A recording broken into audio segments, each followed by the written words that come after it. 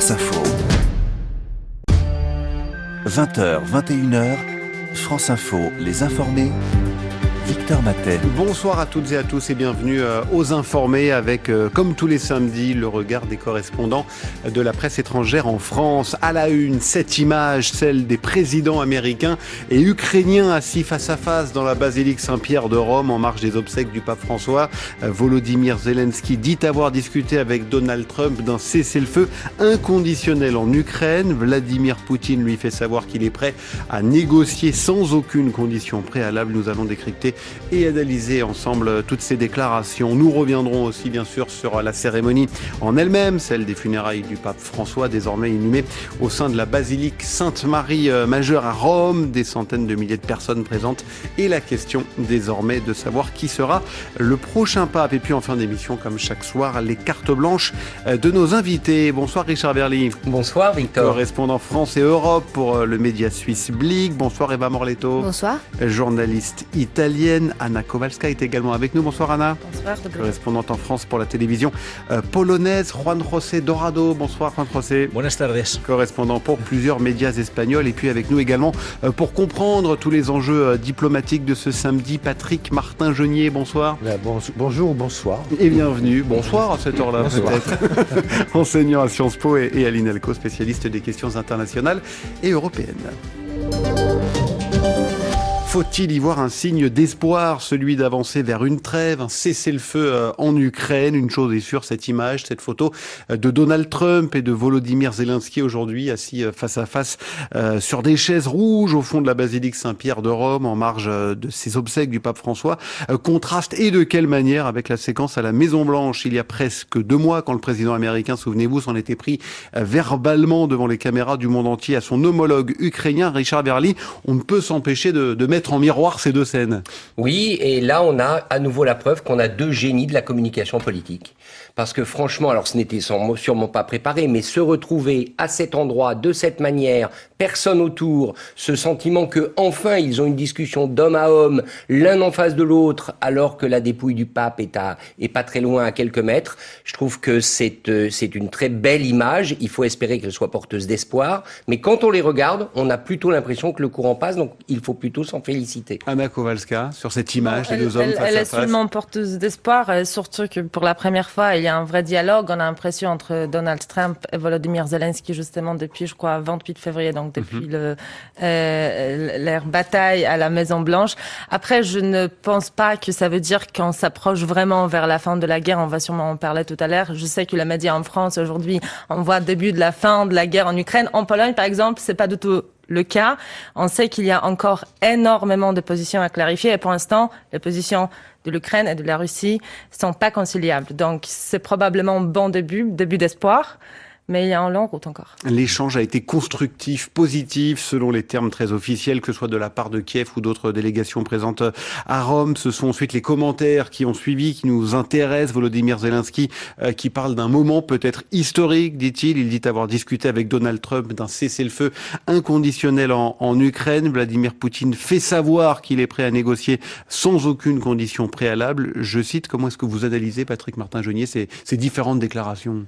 Écoutez, oui, il y a énormément de communication. C'est un jeu de poker menteur, effectivement. On a, à chaque fois qu'il y a des réunions, que ce soit Steve Witkoff avec Poutine, ce matin entre Donald Trump et Volodymyr Zelensky, on nous dit c'est très constructif, c'est très prometteur. Mais on n'avance pas. Et on sait que Donald Trump, il tient sa position malgré cette image tout à fait symbolique dans la basilique Saint-Pierre, qui peut être porteuse d'espoir en effet. Eh bien, on sait que Donald Trump a d'ores et déjà concédé la Crimée à la Russie, qu'il lui a déjà concédé le fait que l'Ukraine ne reviendra pas dans l'OTAN, et surtout, il est d'accord pour figer le front sur les républiques annexées de l'Est de l'Ukraine. Il est où le progrès? C'est une sorte de capitulation organisée par la Maison-Blanche de Volodymyr Zelensky, lequel a beaucoup de courage de faire face au président américain lorsqu'on sait les conditions dans lesquelles il avait été reçu au mois de février. Juan José Dorado, quand on voit voit Donald Trump hier soir encore avoir des mots très durs envers Volodymyr Zelensky, avoir cet échange qui a l'air plutôt aimable aujourd'hui au sein de la basilique Saint-Pierre. On se dit que Donald Trump n'arrête pas de changer un coup à gauche, un coup à droite. Donc il n'arrête pas d'échanger. Depuis qu'il est candidat pour la 12e fois à la présidence des États-Unis, il n'arrête pas d'échanger. Et étant président, il n'arrête pas d'échanger. Vous avez tout à fait raison. Au contraire que Richard, moi je pense que cette rencontre était de toute façon planifiée. Il y a tout un tas des signes qui laissent penser effectivement qu'elle était planifiée. Il fallait bien la photo, les déclarations juste après dont on va parler faites par Donald Trump dès qu'il a quitté l'Italie. C'est une avancée sans aucun doute. Mais comme vous l'avez signalé, le fait qu'il change tellement de fois d'opinion, d'avis, Donald Trump, fait qu'on ne peut pas non plus, comme disait Anna aussi, à un moment donné, se fier à ce qui était dit, fait ou montré aujourd'hui. Eva Morletto, la scène s'est passée chez vous, en Italie, à Rome. Quel regard vous portez sur ces échanges? Et d'ailleurs, la Première ministre Giorgia Meloni a commenté ce cliché qui pourrait être destiné à être historique. Ça dépendra de la suite. Mais effectivement, elle a dit c'est une très belle chose de voir deux hommes négocier la paix aux funérailles d'un homme qui a tout œuvré pour la paix. Et effectivement, c'est très symbolique. Après, voilà, on verra les résultats. Au-delà justement de la symbolique, qu'est-ce qui va en ressortir selon vous? Alors, selon vous, il y a une autre cliché qui est important, qui est sorti, une autre photo où on voit Donald Trump, Zelensky, mais aussi Macron et Keir Starmer, qui seraient les deux grands protagonistes, les deux puissances nucléaires qui pourraient protéger l'Ukraine en cas de négociation, vis-à-vis de la Russie. Ce cliché-là montre aussi qu'il y a des différences, des divergences de points de vue sur ce qui pourrait être ces négociations, et d'un point de vue territorial, comme vous l'avez évoqué, les États-Unis ont déjà dit que la Crimée sera russe. Les Européennes n'ont pas commenté sur l'aspect territorial, donc ils restent prudents. Inversement, sur les côtés sanctions, et on voit que les Américains veulent lever les sanctions en cas de négociation, alors que les Européens sont beaucoup plus prudents et veulent discuter d'une levée progressive et conditionnelle aussi, selon ce qu'il va faire la Russie. Donc on a tous différents discours qui divergent, et on va voir comment on peut les résoudre. 20h, 21h, les informés.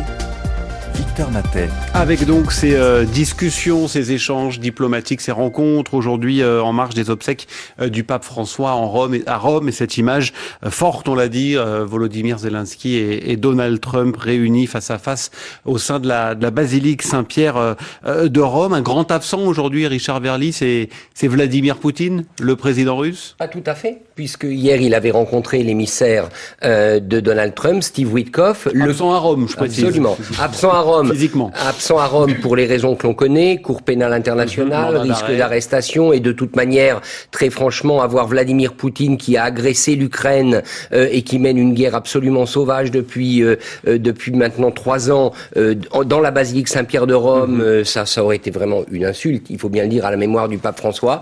Mais par contre, il est bien là, Vladimir Poutine, et moi ce qui me frappe, c'est qu'au fond, on s'aperçoit qu'il y a une chorégraphie entre Trump et Poutine.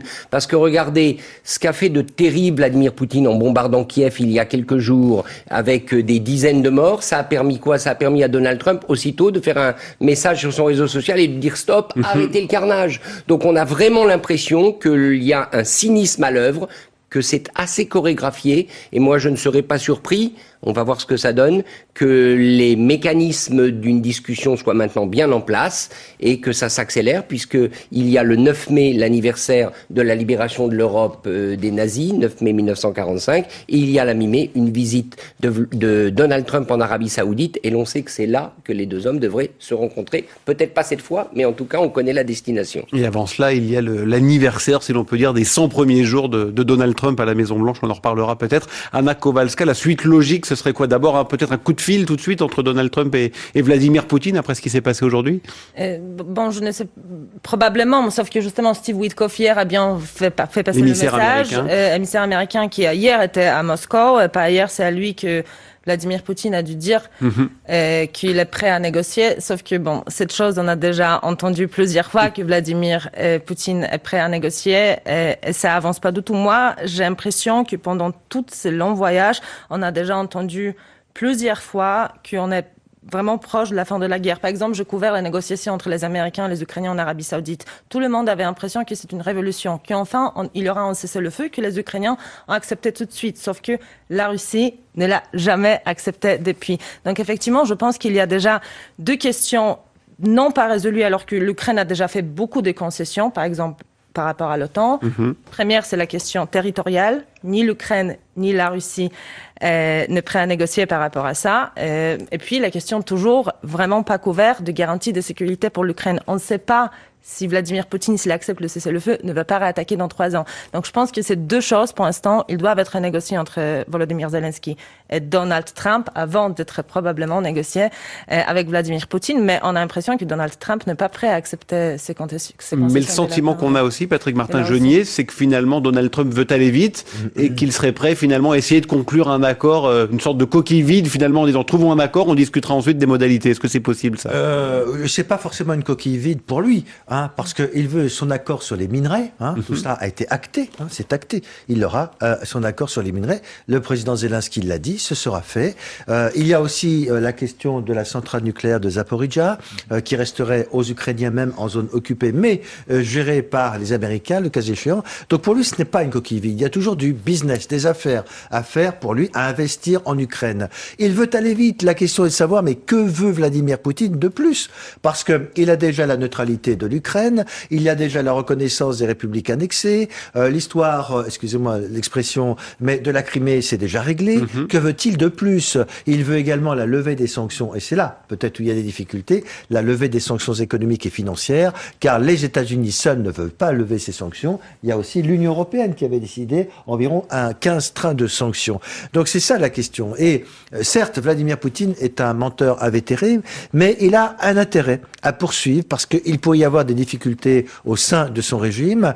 Il veut consolider ses positions et sinon il continue la guerre. Et le président Trump l'a dit aujourd'hui, j'ai l'impression en gros qu'il me balade. Donc si le président américain a cette sensation, ce sera terrible parce qu'il pourra taper du poing sur la table ou alors quitter la table des négociations et laisser malheureusement l'Ukraine à son sort. Donald Trump qui a dit peut-être que le président russe effectivement ne veut pas arrêter la guerre en Ukraine. Voilà ce qu'a dit Donald Trump. La Russie d'ailleurs qui a aujourd'hui revendiqué, alors qu'il y avait ces discussions diplomatiques en même temps à Rome, revendiqué la reprise complète de la région frontalière de Koursk, Kiev qualifiant d'ailleurs cette annonce de fraude et de fausse et de propagande Eva Morletto. Comme on disait, voilà, Poutine, oui. La Russie souffle le chaud et le froid sans arrêt. Oui, et c'est aussi une guerre d'image comme on a vu, parce que vous avez justement nommé l'histoire du Koursk. Alors d'un côté, on a l'Ukraine qui dit les non-militaires sont encore présents sur place. De l'autre côté, on a la Russie qui dit tous les territoires est reconquéri. Et d'ailleurs, ils ont aussi félicité les soldats de la Corée du Nord qui ont participé à cette invasion de ce territoire. En officialisant le fait effectivement qu'ils étaient présents. Donc ça fait partie aussi d'une guerre de propagande, d'une guerre d'image, mais exactement comme de l'autre côté, on a un Donald Trump qui sur son réseau Truth Social dit arrêtons cette guerre, arrêtons les morts suite aux attaques à Kiev. Et puis de l'autre côté, il y a quelque temps, il a carrément abandonné l'Europe dans la défense ukrainienne et en repoussant l'Europe au réarmement. Voilà, donc est-ce que son vrai intérêt c'est le stop de cette guerre ou alors de simplement symboliser c'est lui qui porte la paix, donc un messager de paix qui n'est pas vraiment son rôle. Pour revenir à Donald Trump, Juan José Dorado, la guerre en Ukraine, c'est quoi aujourd'hui? C'est un caillou dans sa chaussure plus qu'une priorité? Il regarde quoi exclusivement vers la Chine, lui?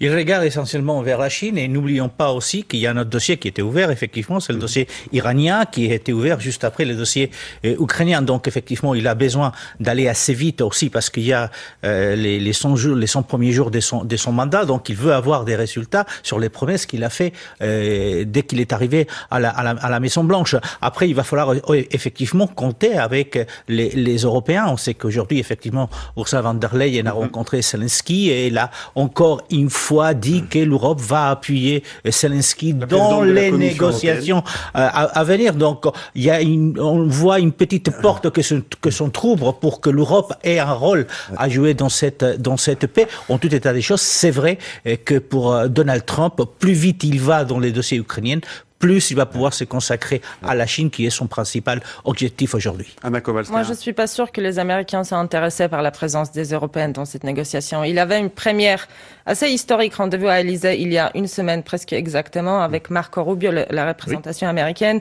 britannique, ukrainien et française. Et où on a et ça pensé à nouveau que les choses allaient avancer. Justement, ça s'est fini le lendemain. Marco Rubio a quasiment dit bon, on va probablement quitter les négociations parce qu'on n'avance pas.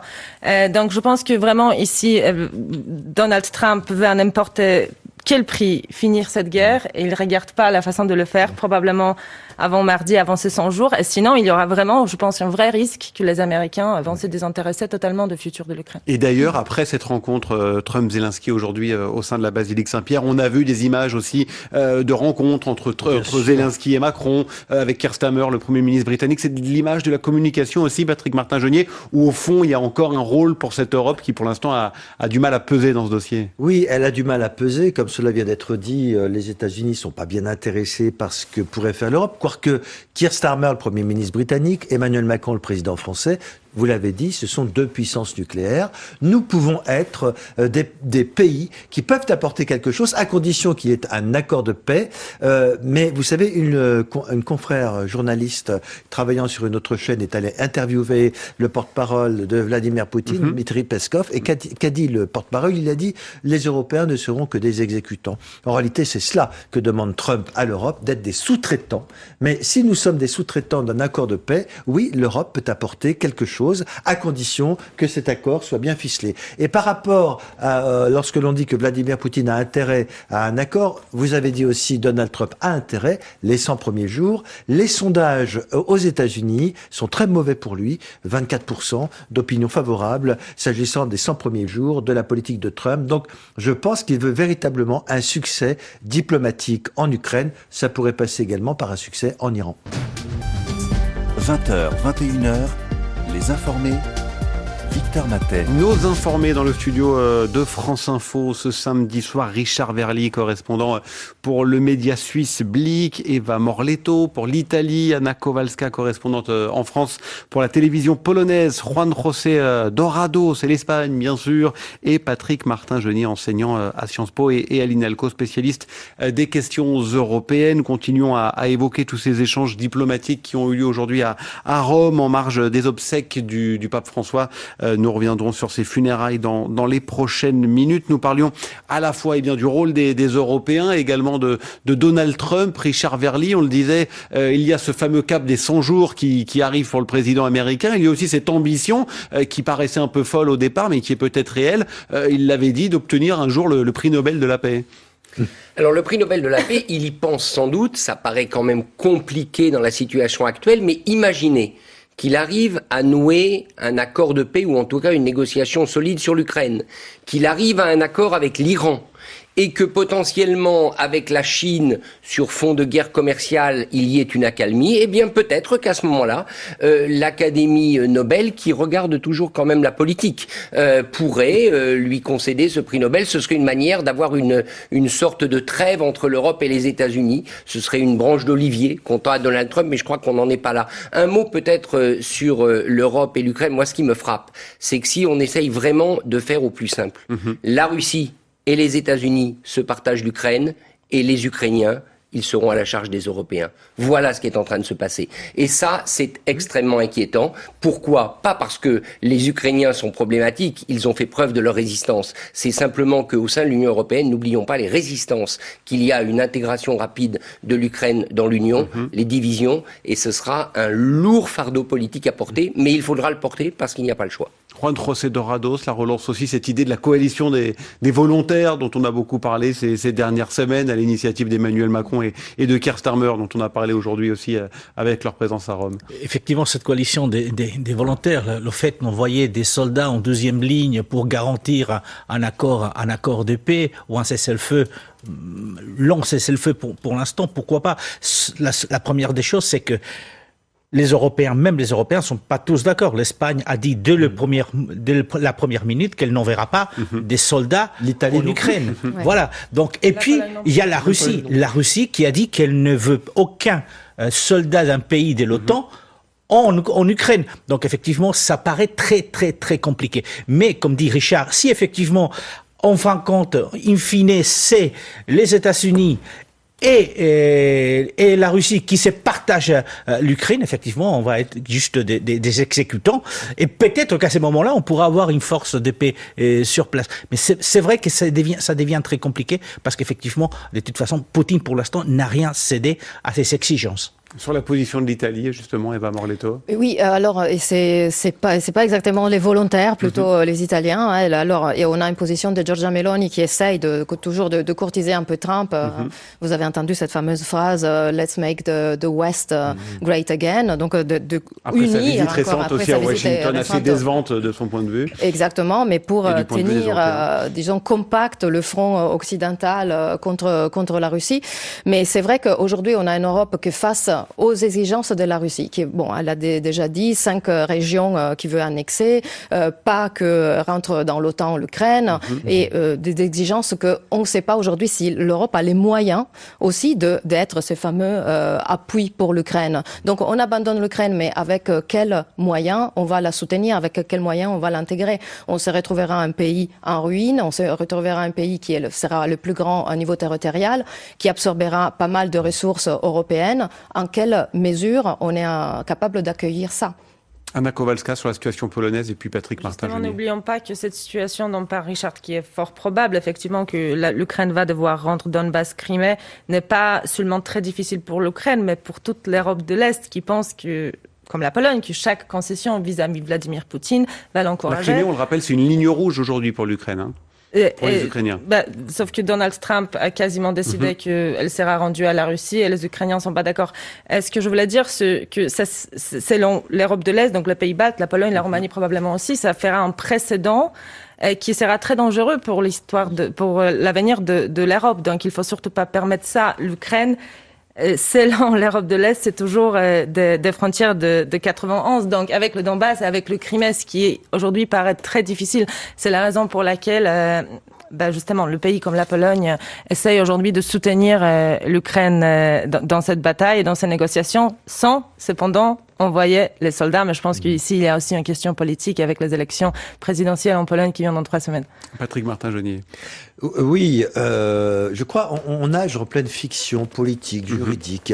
Il y a la morale, le droit international d'un côté, et puis il y a le cynisme, la réelle politique de l'autre. On sait très bien que dès le début, on ne parlait plus de la Crimée parce que Donald Trump était persuadé que la Crimée resterait et devait revenir russe, où il y avait, rappelez-vous, une forte minorité, majorité même russophone en Crimée, bien évidemment. Et parce qu'aussi, il répète que c'est pas sa guerre à lui, que c'est celle de Joe Biden, et que c'est celle de Biden. Ce serait arrivé avec lui, ce serait pas comme ça. Il y a des problèmes politiques internes au pays, vous l'avez souligné. Et puis, effectivement, il y a cette, je dirais, cette notion de morale et droit constitutionnel en Ukraine, où Zelensky a encore répété ce matin, il est hors de question que nous reconnaissions la souveraineté russe sur la Crimée. Bien évidemment, constitutionnellement, il ne peut pas le faire. Mais que peut-il faire d'autre si, effectivement, Trump et Poutine se mettent d'accord là-dessus? Moi, j'ai toujours, une référence, c'est Chypre. La partie nord de Chypre est occupée depuis 50 ans, eh bien, Chypre démocratique n'a jamais reconnu cette annexion et cette occupation, et l'autre partie de Chypre a intégré l'Union européenne. C'est exactement ce qui va se passer en Ukraine. Vous l'avez dit, l'Ukraine va intégrer l'Union européenne à plus ou moins brève échéance, mais à aucun moment les autorités ukrainiennes ne reconnaîtront la souveraineté russe sur la Crimée et sur l'est de l'Ukraine. Merci à tous. La seconde partie des informés. Dans un instant, nous reviendrons sur les funérailles du pape François, les obsèques à Rome qui avaient lieu ce matin. Il est 20h30 sur France Info.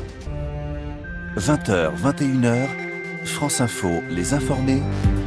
Victor Matet. Et après le dossier de l'Ukraine et des rencontres diplomatiques qui se sont déroulées à Rome, revenons à présent sur ce qui a été le sujet du début de journée, les obsèques du pape François. Au moins 400 000 personnes présentes place Saint-Pierre et le long du cortège d'après le gouvernement italien. Eva Morletto, je me tourne forcément vers vous, vous êtes italienne. Comment est-ce que vous avez vécu tout cela, ressenti cet événement dans votre pays? Alors une énorme émotion, certainement, une énorme émotion depuis des jours, des dizaines de milliers milliers de personnes qui affluent sur la place Saint-Pierre pour rendre hommage au pape.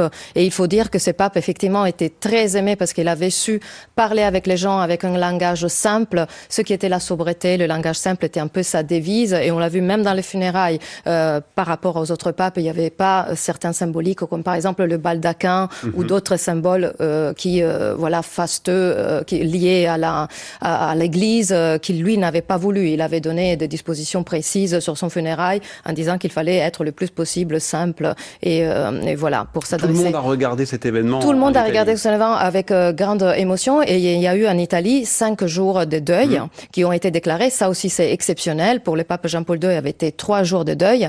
Il faut dire aussi que c'est devenu un événement un peu politique parce que cette semaine, ça coïncide aussi avec le 25 avril que pour l'Italie c'est le jour de la libération du nazifascisme et c'est là a un peu fait grincer les dents à l'opposition parce qu'ils ont vu dans cette manière de déclarer 5 jours de deuil une manière pour silencier tout ce qui sont les manifestations antifascistes du 25 avril. Parce que les manifestations, du coup, ont été non pas interdites, mais non pas interdites, mais on a déclaré qu'il devait être discrète. On a évoqué plusieurs fois les mots sobriété.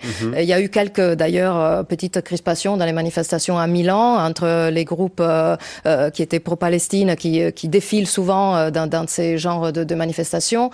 Donc ça a été l'occasion aussi pour faire dire au Parti démocrate que le parti de Giorgia Meloni avait une sorte d'allergie au mot antifascisme. Allez, reprenons sur ces funérailles du pape, événement très suivi, on l'imagine aussi depuis l'Espagne, Juan José.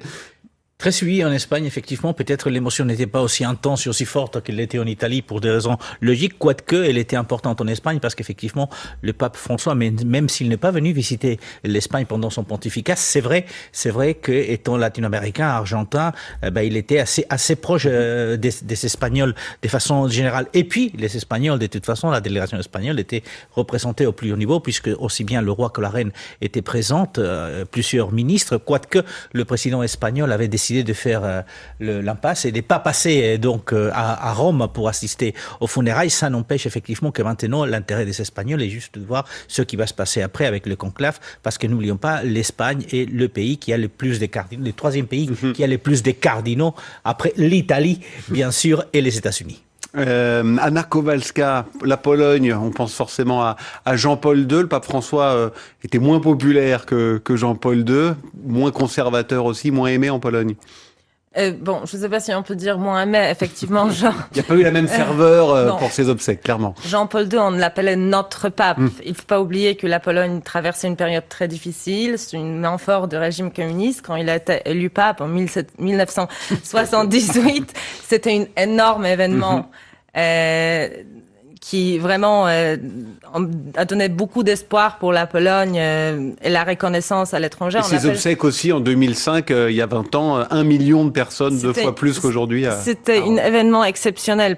Pas seulement en Pologne, j'ai l'impression effectivement qu'il y avait beaucoup plus de gens à Rome pour les obsèques de Jean-Paul II qu'aujourd'hui. Je me trompe, non? Beaucoup plus de monde pour Jean-Paul II, oui. Oui, c'est ça, 1 million de personnes à Rome. Et il y avait 4 millions de Polonais, pas sur la place, mais à Rome, qui ont fait un déplacement. Donc c'était un événement, bien sûr, beaucoup plus émotionnel pour les Polonais.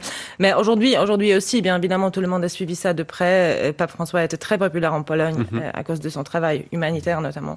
Donc c'était une journée très importante aussi. Richard Verly, on vous ramène toujours aux fameux gardes suisses. On les a largement vus ce matin sur les images. Qu'est-ce que vous retenez, vous, de ces obsèques? D'abord qu'ils ont fait un travail absolument parfait. Donc ça prouve que la qualité suisse jusqu'au Vatican et jusqu'à la basilique Saint-Pierre se confirme. Vu de Suisse, il faut reconnaître que l'émotion n'est pas aussi forte parce que pays multiconfessionnel avec une forte proportion de protestants, et le débat il est plutôt sur l'avenir de l'Église catholique. C'est un questionnement plutôt politique. Et d'ailleurs, la visite qu'avait fait le pape François à Genève en 2018, il l'avait fait pour le 70e anniversaire du Conseil œcuménique des Églises, donc qui rassemble toutes les confessions chrétiennes. Et ce qui pose question, c'est à quoi va ressembler l'Église après François. Et le sentiment quand même, alors le dire aujourd'hui en cette journée d'obsèques, c'est un peu, je dirais, provocateur, mais c'est d'une Église qui risque de se diviser. C'est d'une Église qui n'est pas aussi unie que les paroles du pape François voulaient le montrer. Cette Église, elle est divisée. Il existe quand même une aile droite, on va dire, beaucoup plus réactionnaire. Il y a l'aile sudiste au sens sud global qui était celle du pape François. Donc c'est ça l'interrogation en Suisse, c'est à quoi va ressembler l'Église catholique de demain. Patrick Martin-Jeunier, sur ses obsèques aujourd'hui, une image peut-être, quelque chose qui vous a marqué? Oui, moi, c'est la grande simplicité avec laquelle il a été inhumé. Vous savez, traditionnellement, un pape est enterré dans 3 cercueils successifs en bois. Là, il en a souhaité qu'un. Et donc, c'est très important. Et on n'a pas vu là où, au final, il va reposer, donc l'église Santa Maria Maggiore. Maggiore, voilà. Eh bien, il y avait une quarantaine de personnes. Que 40 personnes qui représentaient tout ce qui était le symbole du pape, hein, à savoir... Et l'inhumation n'a pas été retransmise. L'inhumation, non, mais c'était des gens défavorisés, des sans-logés, des gens qui avaient des difficultés, la communauté homosexuelle et transsexuelle vers lesquelles le pape François avait fait un pas très important. Et vous disiez tout à l'heure Meloni. Meloni a une politique extrêmement homophobe aujourd'hui. Dans son parti post-fasciste, elle dirige son gouvernement. Eh bien, on voit bien aujourd'hui qu'il y a des partis pris politiques. Et pour moi, ce qui est important, c'est l'aspect politique. Au final, vous l'avez dit, un pape, c'est d'abord naturellement un événement religieux, mais c'est un événement politique. Ce pape était extrêmement progressiste, sud-américain. On lui reprochait d'avoir des positions anti-Trump, anti-américaines sur l'immigration, etc.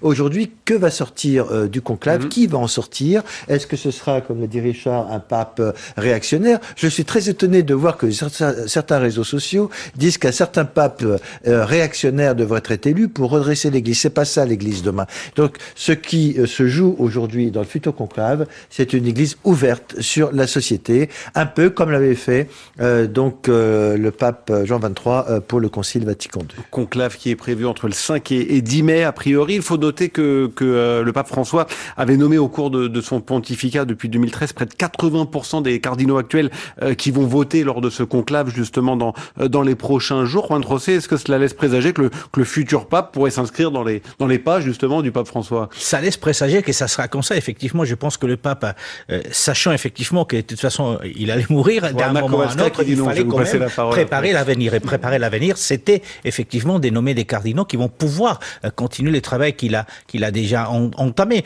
Espérons voir comment ça va se passer lors du conclave, mais effectivement, que ça soit un Européen, que ça soit quelqu'un qui vient de l'Asie, puisqu'on parle aussi d'un cardinal asiatique qui pourrait effectivement être élu pape, ça pourrait montrer effectivement cette continuité dans l'attention aux migrants, dans l'attention aux pauvres et dans l'attention au social qui a été au premier chef du travail du pape François. Vous savez, il y a un proverbe, si je peux me permettre, un proverbe qui dit qui rentre pape au conclave en sort cardinal. Donc évidemment, il y a des tendances, mais il pourrait y avoir des surprises. C'est ça, les favoris sont rarement élus. Eva Morletto. Oui, et disons que dans le conclave, sur 110 cardinals qui ont été nommés par pape Bergoglio par rapport, sont 135 en tout. Hein. Donc il y aura certainement un regard un peu plus progressiste, parce que disons qu'ils sont tous un peu sur sa ligne. Il y a un favori, si je peux faire un peu d'insider trading sur le pape, qui est le cardinal Monseigneur Zuppi, qui est l'archevêque aujourd'hui de Bologne. Et en fait, c'est un homme qui a dédié un peu toute sa vie aux pauvres, notamment à la communauté Sant'Egidio, qui est une grande institution italienne dédiée aux sans-abri et aux plus pauvres. Il était aussi celui qui avait contribué énormément à la paix à Mozambique pendant la guerre civile qui a été déclenchée en 77. C'est un personnage qui aujourd'hui on voit dans beaucoup de journaux comme un candidat très très possible. Après, il y a aussi le discours... le retour d'un pape italien, c'est important, j'imagine. C'est important aussi. Après, il y a aussi effectivement le discours diplomatique du Vatican. Donc, comme il y a des bassins de chrétienté, par exemple aux Philippines, alors il y a ce cardinal Luis Antonio Tagle qui est aussi parmi les favoris. Il pouvait y avoir aussi enfin un pape africain, qu'on en parle à chaque conclave, et après ça a été pas encore le cas. Qui n'arrive pas effectivement à chaque fois. Anna. Non, mais j'allais dire juste qu'on peut bien avoir une boule de cristal, sauf qu'à chaque fois, dans les conclaves, depuis 100 ans, on s'est trompé en essayant de trouver le favori. Certes, pape François a nommé beaucoup de cardinaux, mais chaque pape avant lui a fait pareil. Jean-Paul II a aussi nommé presque la moitié de cardinaux. Donc, on a du mal vraiment à voir. Mais ce qui est intéressant, c'est que intelligence artificielle s'en charge pour nous. Et je vérifie aujourd'hui qu'il y a beaucoup de questions qui qui sont posées par rapport à ça, à la question, à l'intelligence artificielle, effectivement, il y a 2 candidats. C'est ChatGPT, Pietro Parolin, donc le italien, et puis le cardinal Philippin aussi, qui est très bien placé. D'accord. Donc finalement, on est aussi intelligent que l'intelligence artificielle. C'est ça. Oui, mais c'est pas morale, pas Patrick neutre. Martin. Ce n'est pas neutre que le pape François ait nommé les 2 tiers, je crois. Plus des 2 tiers. Plus des 2 tiers du conclave. Donc il y a bien une tendance qui s'exprime. Ce serait vraiment une surprise que le pape ne sorte pas de cette tendance, même s'il a nommé donc des cardinaux qui n'étaient pas forcément de ses opinions. 20h, 21h, les informés.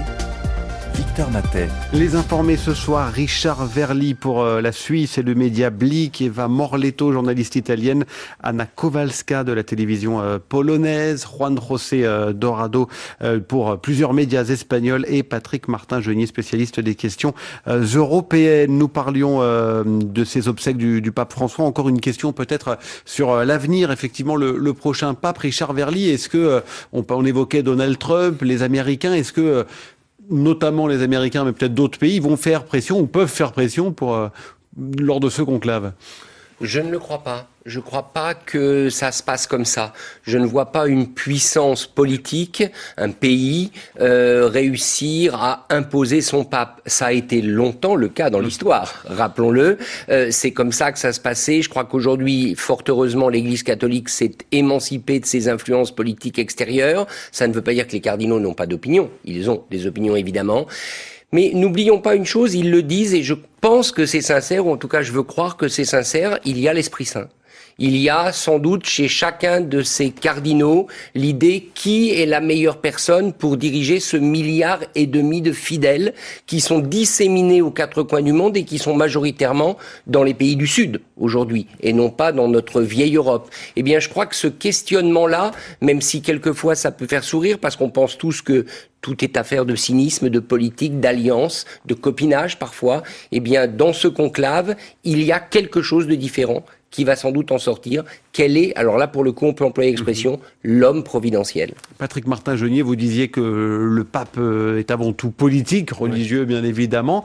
On a vu le pape François s'exprimer sur énormément de sujets. Quelle est finalement son influence au final, si l'on doit faire le bilan? Je crois que traditionnellement dans l'histoire du Vatican, il y a quand même une expérience diplomatique. Ils sont naturellement aux Nations Unies, ils peuvent jouer un rôle dans la libération d'otages. Ce sont des religieux avant tout et donc ils ont un rôle diplomatique qui ne s'exprime pas toujours publiquement, mais dans les coulisses. Et ça, c'est important parce que certaines personnes qui voudraient pas discuter avec tel ou tel dirigeant, eh bien, peut écouter. Alors, naturellement, le pape, c'est un chef d'État aussi. Et il est entouré du secrétaire d'État, de son ministre des Affaires étrangères. Ce sont des gens qui dirigent le Vatican. Et donc, évidemment, il y a beaucoup de contacts et je crois que c'est cela qu'on demande à Vatican. C'est toujours porter un message religieux. Je n'imagine pas un seul instant avoir un pape qui ne tiendrait qu'un discours réactionnaire, qui n'irait pas en direction des foules, d'autant que les foules et les catholiques d'aujourd'hui, c'est essentiellement dans les pays pauvres, hein, vous l'avez dit, naturellement en Asie, mais aussi en Afrique, en Amérique du Sud. Donc il faut trouver ce pape qui soit capable de faire la synthèse entre tous ces discours, et j'imagine pas un pape qui donnerait raison, par exemple, à Donald Trump sur sa politique migratoire, ou même sur celle de Madame Meloni, ou celle de Monsieur Orban. Donc il y a tout, effectivement, un équilibre à faire sur le plan religieux, politique, et c'est ça le symbole de la papauté. Patrick Martin-Genier, vous allez garder la parole parce que l'on passe aux cartes blanches. C'est une tradition en fin d'émission. Chacun, vous avez quelques minutes pour nous parler d'un thème. Et vous vouliez, Patrick Martin-Genier, je vais y arriver, nous parler des retraites ce soir. Oui, parce que je suis assez choqué de ce qui se passe aujourd'hui, qu'on tape sur les retraités à longueur de journée, en train de se dire que puisque les retraités sont des privilégiés, j'ai vu, certains disaient que c'était des parasites, des assistés, eh bien moi j'estime qu'aujourd'hui, naturellement, il faut avoir un débat de fond sur ce que peuvent faire les retraités. Je peux en parler, j'ai dépassé l'âge de la retraite, je ne suis pas encore à la retraite. Qu'est-ce qu'on peut faire pour aider, naturellement, notamment la jeunesse, mais je trouve que c'est tout à fait indécent de passer son temps à taper taper sur les retraités, des gens qui ont travaillé 40, 42 heures, 45 heures dans des conditions parfois difficiles. Et aujourd'hui, les traiter de cette façon, je trouve que ce n'est pas correct. On doit avoir un débat politique sur le financement de la sécurité sociale, sur l'endettement de l'État. Mais n'oublions pas que les retraités, c'est aussi des personnes qui aident les jeunes générations, les enfants, qui aident, qui font du bénévolat. Et donc, ce ne sont pas uniquement des gens qui sont des égoïstes, c'est des gens qui font preuve de solidarité et qui, de surcroît, consomment, ce qui, finalement, permet d'entretenir l'économie. Est-ce qu'il y a ce même discours contre les retraités dans vos différents pays? Très rapidement, je ne sais pas si l'un d'entre vous veut intervenir. Mais nous, on a de moins en moins de retraités. C'est ça le problème, dans le sens qu'avec l'Italie est allée dans le précariat beaucoup plus tôt que la France. Quand la France luttait pour les contrats premier emploi que les jeunes refusaient en France, nous, on considérait ça comme un rêve, parce que depuis déjà une bonne dizaine d'années, ça avait commencé, des contrats précaires, etc. Le vrai problème, c'est pour les générations dont je fais aussi partie. Est-ce qu'un jour, on pourra accéder avec des carrières aussi hachées et des conditions de travail précaires à une retraite? Et ça concerne pratiquement toutes les catégories de travailleurs aujourd'hui en Italie. Votre carte blanche à vous, Eva, à propos des licenciements au sein du magazine Le Point. 58 postes concernés, parfois remplacés par une intelligence artificielle. Oui, ça laisse... J'ai choisi cet argument parce que l'intelligence artificielle, ça sera un argument dont on parlera beaucoup dans les prochains mois, dans les prochaines années. C'est en plein développement et c'est aussi inquiétant. Voilà, ces effets. L'intelligence artificielle qui serait censée nous faciliter la vie, on voit aujourd'hui qu'en fait, elle pique du travail. Donc, au point, on licencie 60 employés parce qu'ils seront substitués par les techniques qui sont mises à point par l'intelligence artificielle. Ça laisse beaucoup de questions sur ceux qui seront les travails affectés par l'intelligence artificielle. C'est déjà le cas. C'est déjà le cas des traducteurs dans beaucoup de domaines. C'est déjà, ça va être le cas de certains journalistes qui s'occupent des news ou des choses pas trop développées. C'est aussi le cas dans plein d'autres domaines, les chauffeurs, etc.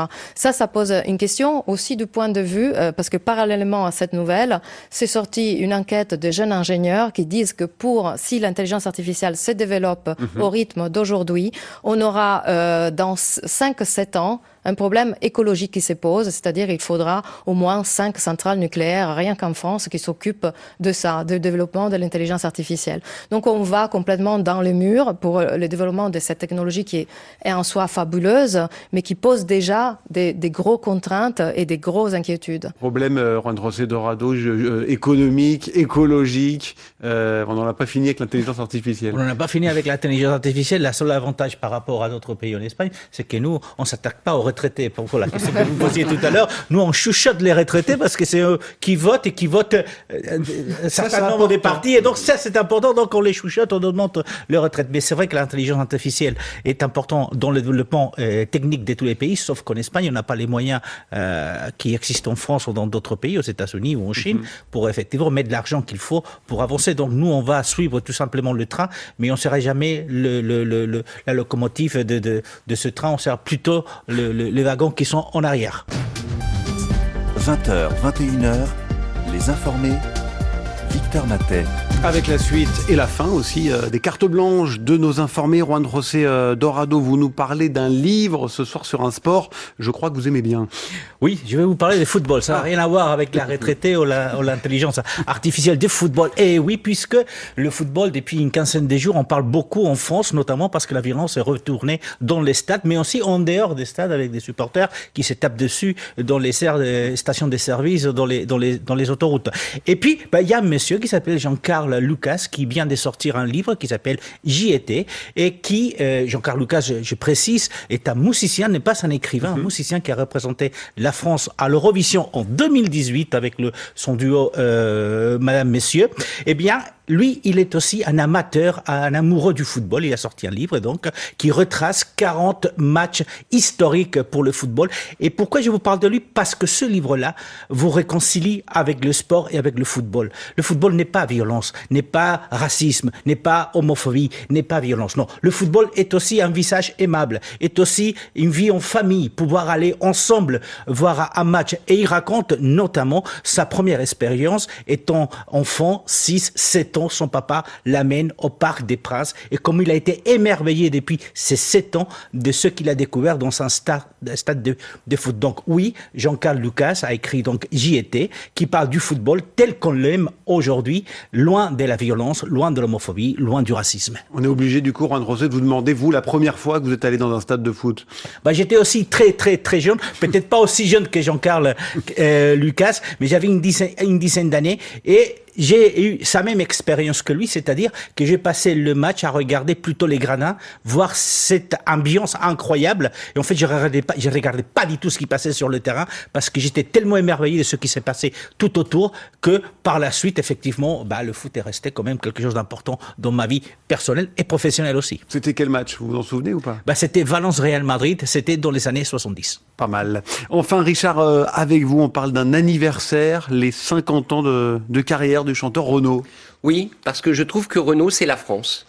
Si on reprend sa carrière, si on reprend ses chansons, c'est un résumé des colères françaises, des exagérations françaises. C'est un style, c'est une manière d'être. Alors, il a été lui-même très contesté, Renaud, pendant sa carrière. Il a connu des hauts et des bas très profonds, mais il est toujours remonté à la surface, y compris maintenant. Il remonte sur scène. Donc, je trouve qu'à travers Renaud et les différents thèmes qu'il a traités durant sa carrière, eh bien, c'est cette France-là qui nous étonnera toujours, mais qui souvent nous met aussi en colère et nous énerve, et c'est tant mieux. Patrick Martin-Genier. Ouais, moi je rappelle de la chanson Madame Thatcher. Oui, absolument. Et là vraiment, c'était extraordinaire. C'est une de ces chansons que je préfère. Anna Kowalska, est-ce que Renaud, ça parle aux gens en Pologne? Non, pas vraiment, ouais. Je suis désolée de le dire, mais Johnny Hallyday non plus. Non pas plus. vraiment.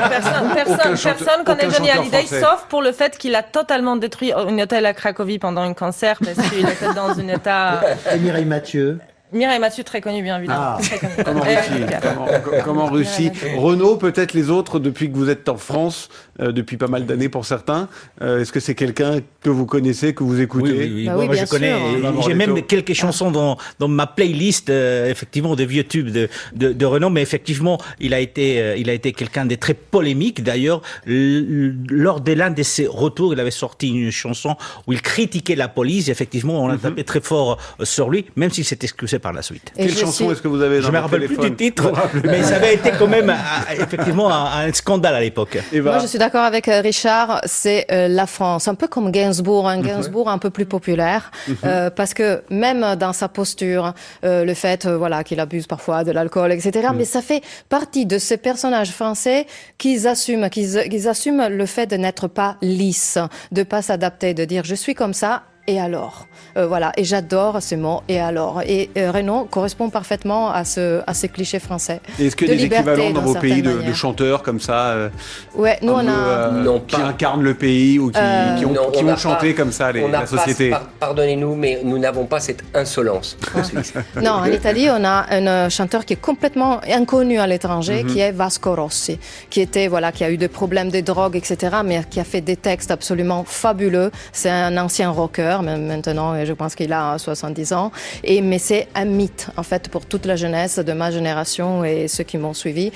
C'était quelqu'un d'exceptionnel. Je vous invite à écouter certaines... Et ben voilà, l'invitation est lancée. Merci à tous les 5 d'être venus ce soir. Richard Verly, Eva Morletto, Anna Kowalska, Juan José Dorado et Patrick Martin-Genier. Merci aussi à tous ceux qui ont préparé et réalisé cette émission. Les informés reviennent demain. Très bonne soirée à tous.